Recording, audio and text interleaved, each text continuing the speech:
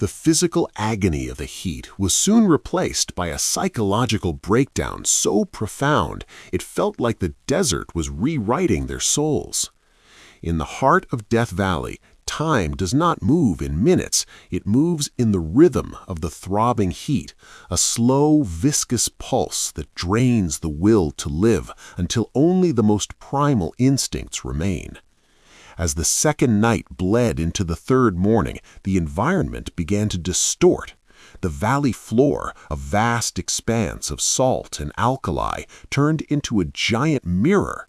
The glare became so intense that even with their eyes squeezed shut, Emily and Alex saw bursts of violet and neon green behind their eyelids, the prisoner's cinema of a dying brain. Alex's condition turned into something the Rangers call the desert wander. In his final hours of lucidity, he became convinced that the Jeep was actually a boat and that they were floating on a cool, deep ocean. "Em, look at the wake," he whispered, gesturing at the shimmering heat waves reflecting off the hood. "The water is so blue. Just jump in, it's right there." He began to peel off his clothes. This was the final stage of heat stroke, paradoxical undressing. His internal thermostat had shattered. His brain was screaming that he was on fire, even as his core temperature began to shut down his organs. Emily fought him, her weak hands clawing at his shirt to keep him covered, but she was fighting a man possessed by a cooling fantasy.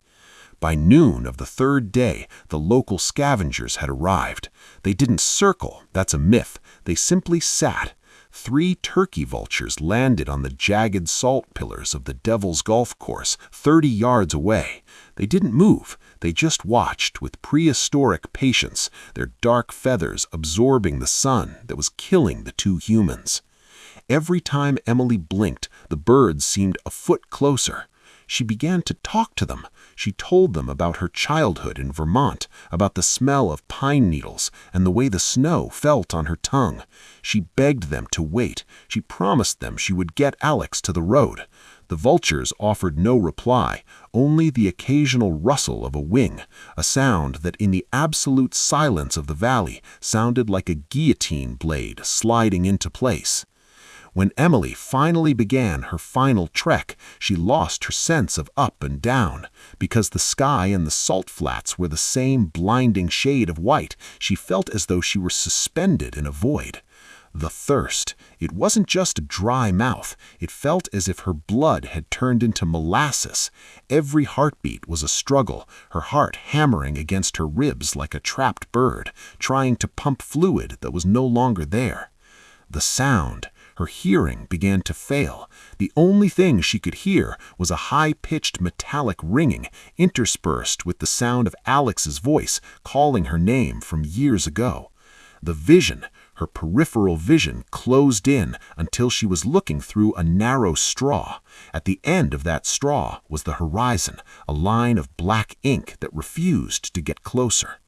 She found a discarded rusted tin can, a relic from a miner 100 years dead. She sucked on the rusted metal, hoping for a hint of moisture, the copper taste of the rust, the only thing that kept her conscious. The final mile to the road took Emily 6 hours. She was no longer a person. She was a rhythmic machine of suffering. She had ground the skin off her palms and knees until the white salt was stained a dark, rusty crimson. She reached the asphalt of Badwater Road at 4:30 a.m.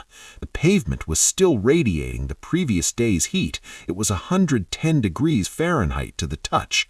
She didn't have the strength to stand. She collapsed across the yellow center line, her body looking like a piece of roadkill. When the headlights of the Ranger's truck finally crested the hill, she didn't even see them. She was face down on the tar, her last conscious thought being that the road smelled like her father's driveway in the rain. Weeks later, in the sterile white light of a hospital room in Las Vegas, Emily woke up. Her first request was for ice. She didn't want to eat it. She just wanted to hold it against her skin, to prove the world could be cold again. but the silence followed her home. To this day, Emily cannot go into a room with a heater on. She cannot look at a photograph of a sunset without smelling the metallic tang of blood and salt. She survived the tragic journey, but a part of her remained out there, under that rock overhang with Alex, guarded by the vultures and the shimmering white heat. The desert didn't just take Alex's life, it took Emily's peace. In the quietest hours of the night, she still feels the phantom heat rising from her bed sheets, and she hears the crunch of salt under her knees, reminding her that in Death Valley, the price of a beautiful view is sometimes everything you own.